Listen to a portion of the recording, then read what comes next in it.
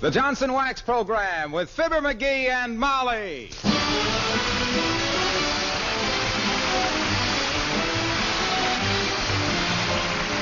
The makers of Johnson's Wax products for home and industry present Fibber McGee and Molly with Bill Thompson, Gail Gordon, Arthur Q. Bryan, and me, Harlow Wilcox. The script is by Don Quinn and Phil Leslie. Music by the King's Men and Billy Mills Orchestra.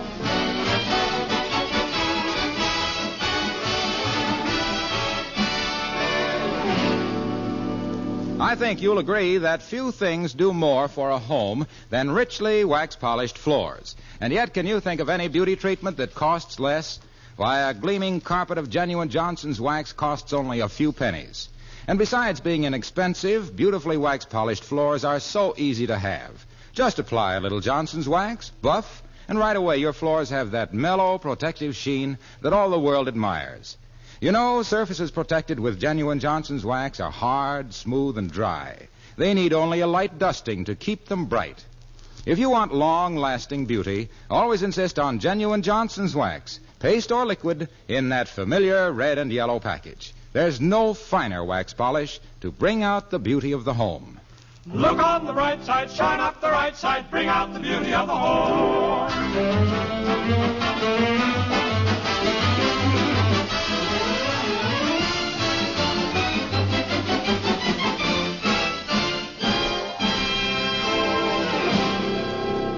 When you've been married as long as Mrs. McGee has to Mr. McGee, and he goes around with an expression on his face like butter wouldn't melt in his hot little head, you don't have to shake his coat to know he has something up his sleeve.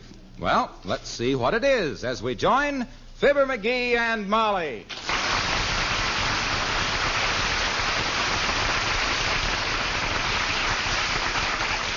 All right, sweetheart, I give up. What is it? What's what? Now, don't be coy, dearie. Tell Mother your little secret. Well, I've arranged a little surprise for you, Tootsie. You know what day this is? Yes, but I don't know that it has any special significance. Unless Mr. Wyszynski has sent an orchid to Mr. Winchell. Uh-huh. So you don't know, eh? No. Gee whiz, Molly, have you forgot October 7th, 1917? The day I took you to your first big football game? The one I played in? Oh, for goodness sakes, was that the... Is this the anniversary? Well, heavenly days. You know, I've still got the chrysanthemum you gave me that day. And it's as fresh today as it was then. Well, you hang on to it, kiddo. You can't buy them good paper ones anymore. Boy, what a football game that was. Well, it was very sweet of you to remember the anniversary. But my goodness, you shouldn't have gone and bought me a present. What is it? What'd you buy? Can I see it? Oh, well, it isn't so much exactly a present so much exactly as it is, a kind of a something for both of us, you might say. Something we need for the home. Well, that takes in plenty of territory. Now, you just relax, Snooky. They're going to deliver it this afternoon. Oh, maybe that's the delivery man now. Come in. Nope, that's just the Oldtimer. Hi, Oldtimer. Glad to see you. Hello there, kids. Hello, Mr. Oldtimer. We haven't seen you for quite a while. Well, I had to skip town for a while, daughter. The heat was on. The heat was on? You in a jam with the law or something? No, it was just the heat this summer, Johnny. Oh. 99 in the shade, the only place I could get cool was at the movies. Seen so many Donald Ducks, I started to walk with a waddle. So I beat it out of town. Went out west, up in the mountains. Rocky Mountains? You said it, daughter. Ain't seen so many hairpin turns since my bald-headed sister got dressed for the opera. Mighty pretty scenery up in them mountains. Mighty sightly country. So they say, Oldtimer, though I can't take it myself. The air is so much like wine, it gives me the hiccups. Well, it's pretty wonderful, Johnny.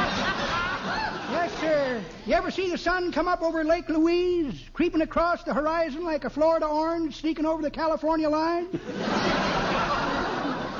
Painting the lake all pink and gold like a Spanish omelet with cranberry sauce?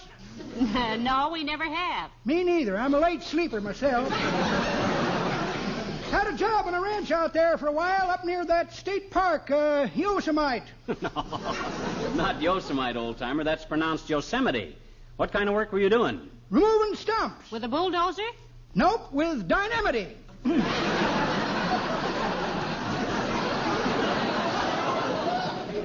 Well, that must have been a nice job for the summer. Oh, I didn't stay with it long, Johnny. Went to San Francisco and got a job writing radio commercials. for rhythm chewing tobacco. Rhythm chewing tobacco? Well, that was something you could really get your teeth into, wasn't it? Yep, wrote one dandy commercial for the rhythm company. Went like this. If you're chewing in tune, you never miss the spittoon. Yes, if you're chewing in tune, you never miss the spittoon. Look. Oldtimer. If you expect to write as a copywriter, you can't expect to write copy like that. That's pretty good, Johnny. But that ain't the way I heard it. The way I heard it, one feller says to t'other feller, he says, I see where Congress may stay in session all winter this year. Is that so, says t'other feller. Lots of work to do? Nope, says the first feller. Scared to go home. I'll see you again.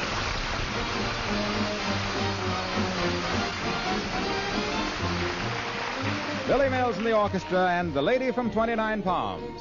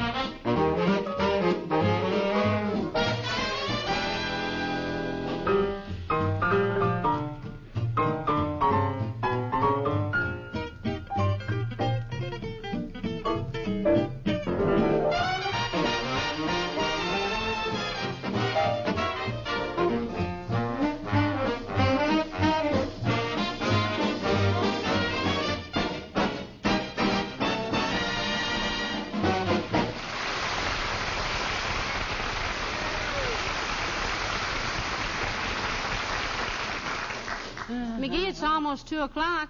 Are you sure they're going to deliver that this afternoon? Deliver what? Oh, the surprise Sure. for the home. Yeah, sure. They'll deliver today. Now, you just relax, Phil. Relax, the man says. Yes, sir. Heavenly days, how can I relax when I'm so excited? Huh? If I could turn my emotions off and on like that, I'd be doing soap operas. What are we doing? Well, I always was one for the unexpected, kiddo. You know, I'm always Now, that was unexpected. Come in. Well, my goodness, Dr. Gamble. Oh, it's so nice to see you, Doctor. Thank you, my dear. It's nice to see you. And good day to you, too, my boy. Hi, body patcher. Throw that bag of suet you walked upstairs and saved $10 on into a chair and bring us up to date. On what, Droopy? On yourself, Doctor. What's new in the world of medicine these days? Yeah, you up on the latest scientific developments, Doc, or don't you take the Reader's Digest? I never read any of the pocket magazines, Sonny. My pockets are so dark it strains my eyes. By the way, Molly, you look very happy today. Oh, I am happy, Doctor.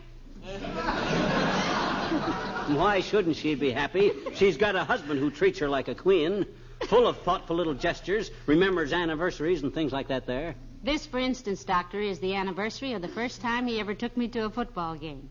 And he remembered it. That's me, just a sentimental fool. Well, I'm glad you told me. I'll change your record when I get back to the office. I'll erase the darn and put in sentimental. Now, I tell you, it was a great football game he took me to, Doctor. He played in it. He was the drawback or setback. Halfback. Halfback, third string, substitute. The coach saved me for the big Thanksgiving game that year. Well, sir, it was the final quarter. Peoria versus Joliet with the score tied. The fans were going wild, yelling for a touchdown. I leaps off the bench. Tell me some other time, Shorten and Bread. I have some very important... now you ought to hear this, Doctor. Tell him, dearie. I will. Well, sir, I leaps off the bench and runs up to the coach. Put me in, coach, I says. He slaps me on the shoulder and says, kind of quiet like, he says, go back and sit down, fathead. And just then, Joliet makes another touchdown with a double wingback formation and a Statue of Liberty play with the left tackle playing defensive on a concealed pass to the right forward. It was crucial. I tell you, I was so excited I started to eat my pennant and wave my hot dog. Uh-huh. Then the coach calls me over. All right, McGee, he says, get in there and win this football game. I throws off my raccoon coat, runs over to the cameramen, poses for a few pictures, and trots out onto the field. The crowd screamed. But he went out anyway. Okay, men, I says, we'll give him the old shoestring play. That's very logical. I don't know anyone with older shoestrings than yours. Well, sir, after the next play, I drifted over to the sidelines and made like I was tying my shoestrings. The opposition team never noticed me. The ball went into play. The captain snaps me a long pass. I leaps into the air, grabs the ball, and takes off for the goal line. Like a bullet. So, what happened, if anything? I got a bad break, Doc. I was so excited I'd accidentally tied my shoestrings together. The first step I took, I went neck over elbow, and by the time I stopped bouncing, I was clear out in the parking lot. They wouldn't let me back in without a ticket, so I grabs a taxi and went home. He was the talk of the town for 3 weeks after that, Doctor, and I must say you never heard such language. Yes, it's always the little cusses that inspire the big cusses. I remember one time when... That's probably for you, Doctor. Probably. I have my office nurse phone me every hour wherever I am. Gets me out of some very dull parties. Excuse me. Hello, Dr. Gamble speaking. Dr. Gamble. Who? The hospital? Oh, I'm sorry to hear it. I didn't foresee anything like that. I'll be right over. Yes, goodbye. Bad news, Doctor? I'm afraid so. We just lost a patient. Oh. Oh, my gosh, Doc, that's too bad. What happened? He got well. But that's the breaks of the game, kids. See you later.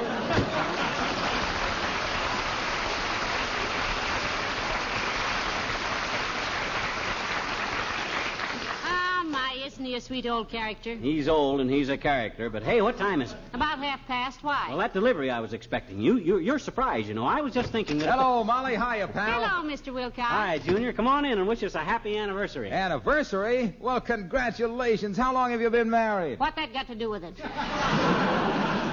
I thought you said this was your anniversary. Well, it is. Himself here took me to my first football game, October 7th, 1917. Yeah. Isn't he wonderful?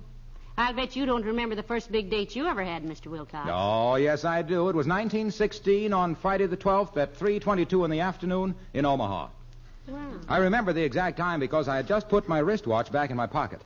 Strap busted? No, but wristwatches were new then for men, and I didn't want Frida to think I was a sissy, even though I was the best wrestler in Benson High School. Who said so? Frida and the other girls.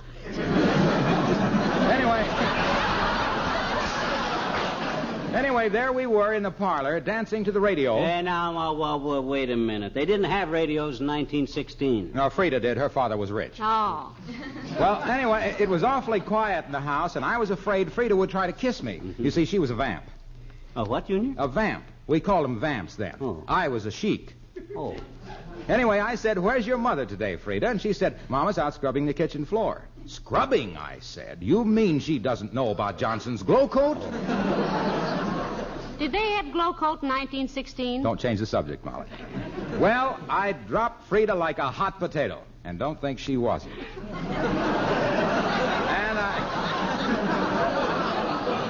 And I dashed out into the kitchen, and there was Frida's mother on her knees scrubbing the linoleum. How horrible. It's the last half of the ninth, folks. No scores yet, and the bases loaded. Wilcox on the mound. He's winding up, and here comes the pitch. Well, for 15 minutes, I stood there telling Frida's mother about Johnson's self-polishing glow coat. How it's so easy to use. How you just pour a little out and spread it around, let it dry in 20 minutes or less to a brilliant protective gloss. How it shines as it dries with no rubbing or buffing. How it brings out the beauty and color of the linoleum and makes spilled things so easy to wipe up. I bet she was really grateful, Mr. Wilcox. Nope, she told me to mind my own business and chased me out of the house. But Frida told me later that she always used Glow Coat after that. Oh, then you did see Frida again. Yes, when I was in uniform. She came to the station to see me off. In uniform, Army or Navy, Mr. Wilcox? Scoutmaster. I was taking a bunch of kids to camp. Well, happy anniversary, folks.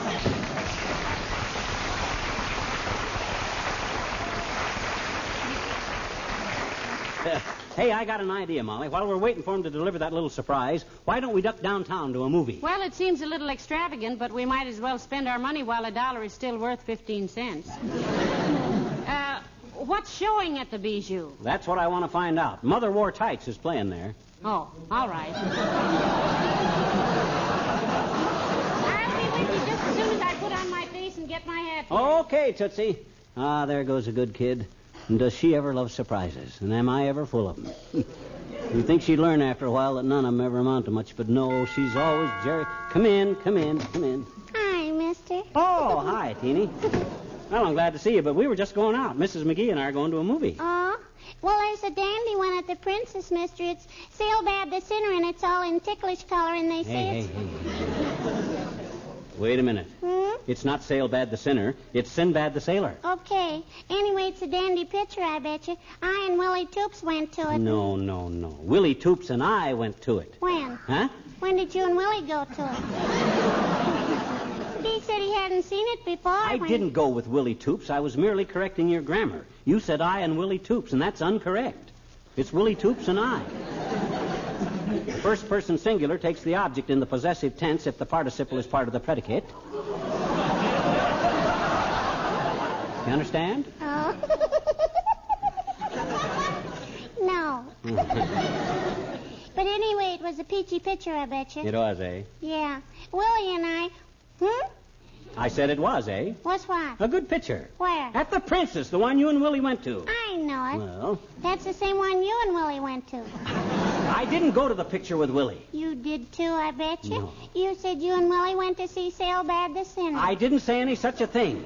I never saw Sailbad the Signer. And if I had, I wouldn't have gone with Willie Toops. I think he's a dreadful little pest. Please, Mr. McGee. Well? You are speaking of the man I love. I and Willie are engaged. There you go again, sis. You mean Willie and I are... No, that would be... Sure. He gave me an engagement ring, too, I bet you. Oh, See? say, that's a beautiful ring, Teeny. Sure it is, I bet you. It's pure silver. Really? Pure silver? Sure. He got it in a box of Cracker Jack. Why? He said if the prize was a whistle, we'd play cops and robbers, and if it was a ring, we'd get engaged. And it was a ring, and boy, was Willie ever burned up. Sure, he wanted to play cops and robbers. Goodbye now. Goodbye, Teeny.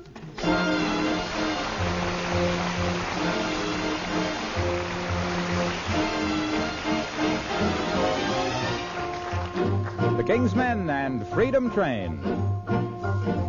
This song is a train song. It's a song about a train. Not the Atchison Topeka, not the Chattanooga choo-choo, not the train that leaves at midnight for the state of Alabama. This song is a train song where the engineer is Uncle Sam. Here comes that freedom train. You better hurry down. Just like a Paul Revere, it's coming into your hometown. Inside that freedom train, you'll find a precious freight. Those words of liberty, the documents that made us great. You can shout your anger from a steeple. You can shoot the system full of holes. You can always question we the people. You can get your answer at the polls. That's how it's always been, and how it will remain, as long as all of us keep riding on the freedom train, riding on the freedom train.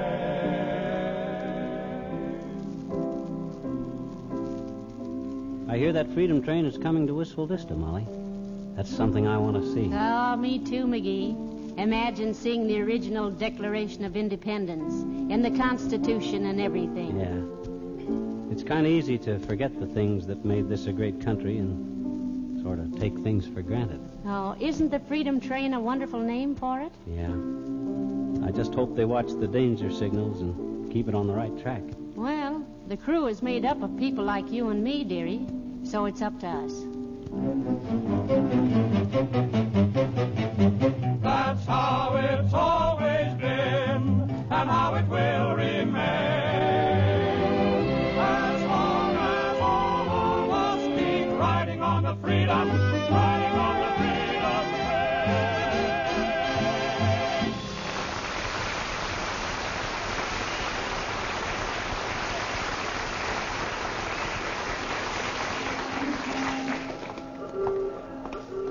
Oh, my, I enjoyed that picture, McGee, that crossfire. Isn't that Bob Ryan wonderful? Oh, he's okay if you like that type. Tall, handsome, curly-haired, rugged, and built like an athlete. Oh, he's such a fine actor, too. He had me simply scared to death. Ah, my gosh, I could have played that role just as well myself if I had all his talent. Just because he... Oh, hey, look who's coming. It's that Williams guy. Williams? Yeah. Oh, the man Dr. Gamble introduced us to in the bank. Yeah. I thought he was a very pleasant... good day, Mr. Williams. What? Oh, how do you do, Mrs. McCabe? McGee is the name, Williams. Remember? We met you in the bank with Doc Gamble the other day. Oh, yes, McGee. Lovely day, isn't it? Yeah. Except that it's a little cool. Although at this time of year, I suppose we must expect a little cool weather. Except that we sometimes get quite a hot spell during our Indian summer. Pardon me for mentioning Indian summer. I didn't intend to inject a racial note into the discussion. Well, that's quite all right, Mr. Williams. We're not Indians. No. Not American Indians, anyway. I'm more of an East Indian. Spent several years in Indochina. Used to travel through the jungle barefooted buying lumber. Bought a lot of teak wood from a Chinese fellow named Chan. The natives all called me the barefoot boy with teak of Chan.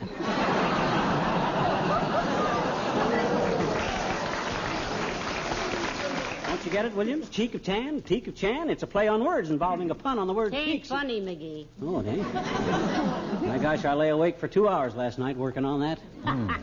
I rather enjoyed it myself. Well, thanks. I agree that a pun is sometimes the lowest form of humor, but on the other hand, a clever play on words I find rather amusing. Yeah? In other terms, while I detest puns, I sometimes like them very much. Yes, I see. You live in Wistful Vista, Mr. Williams? Yes, I do, Mrs. McGee. That is, I say I do. Although, to be strictly truthful, I live just outside of town. I suppose paying taxes here makes me a resident, but on the other hand, I consider myself, by reason of being a suburbanite, not a city dweller.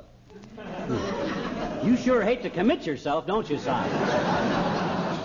You in business here? Well, you might say I am, and again, I'd hardly call it being in business. I see.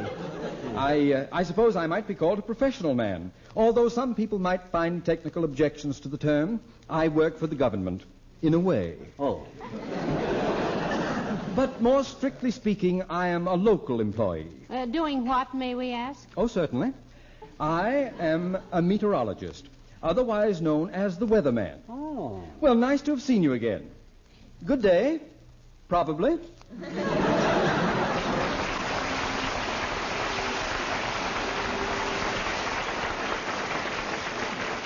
So he's the weatherman. No wonder he won't give you a positive statement. I suppose you can't help. Oh, look, McGee, we're almost home. Why don't you tell me what my surprise is? Now, you know I've been very patient And about spoil it. the whole build-up? Nothing doing, Snooky. Besides, it isn't too exciting. Just a little something I planned on doing for a long time. Oh, hey, there's Wally Wimple. Hi, Wimple, man. Hello there, Mr. Wimple.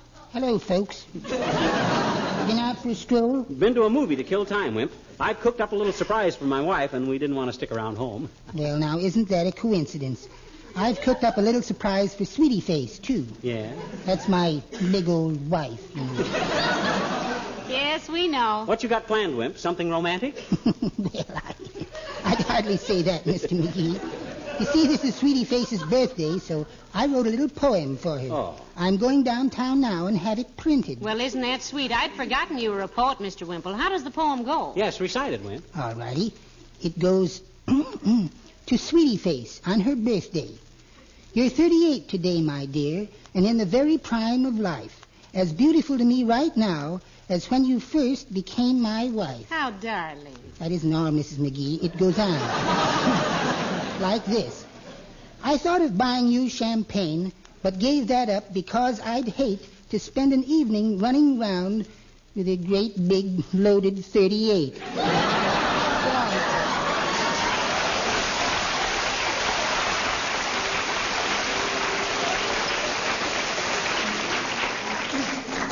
Great little couple, him and Sweetie Face.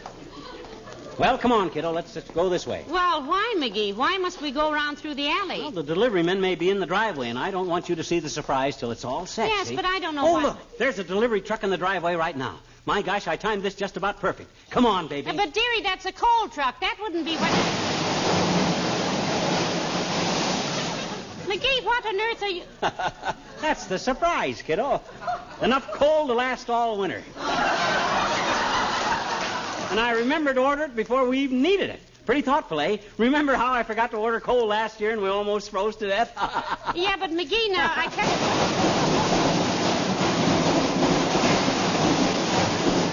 How much more, Joe? That's the last of it, Mr. McGee. 3 truckloads. Ought to last you all winter. Great. Much obliged, Joe. Well, how's about it, Molly? Pretty swell idea, huh? Yes, but I... Well, if I'd only known what you... Oh, dear. Hey, now, you're not disappointed, are you? Gee whiz, I said it wasn't much, but we needed it. No, dearie, I'm not disappointed about that. It's only that, well, I had a little surprise for you, too, and now I can't show it to you. You did? You can't? Why not? What was it? Well, I know how you hate to shovel coal and fire the furnace, so while you were fishing last week, I had a man come and change the furnace over to an oil burner. You did? I'll show it to you next spring. It's buried under the coal now.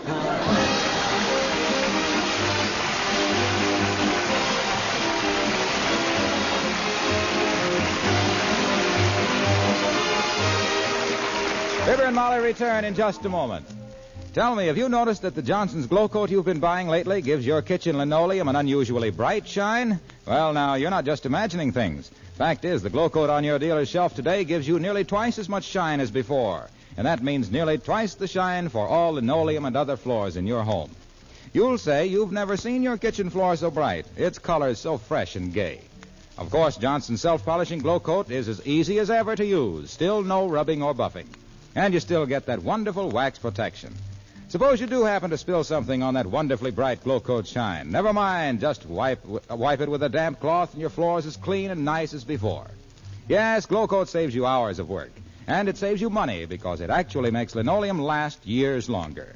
Ask your dealer for brighter than ever Johnson's self-polishing Glow Coat to bring out the beauty of the home. Look on the bright side, shine up the right side, bring out the beauty of the home.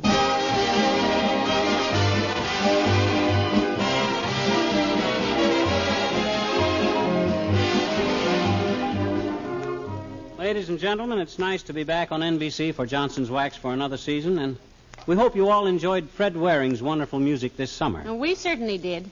You know, Fred's on a different night now, McGee, with a new show. Monday nights for General Electric. General Electric, eh? Well, I'll tune that in. I like to keep up with all the current programs. Didn't you hear me, Molly? I says I like to Yeah, I heard you, dearie. I'm afraid I'm not the only one. Oh, you mean they... Oh, good night. Good night, all.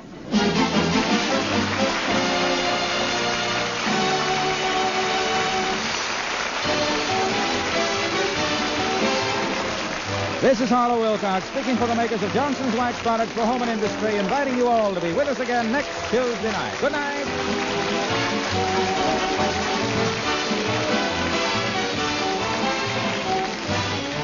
NBC, the National Broadcasting Company.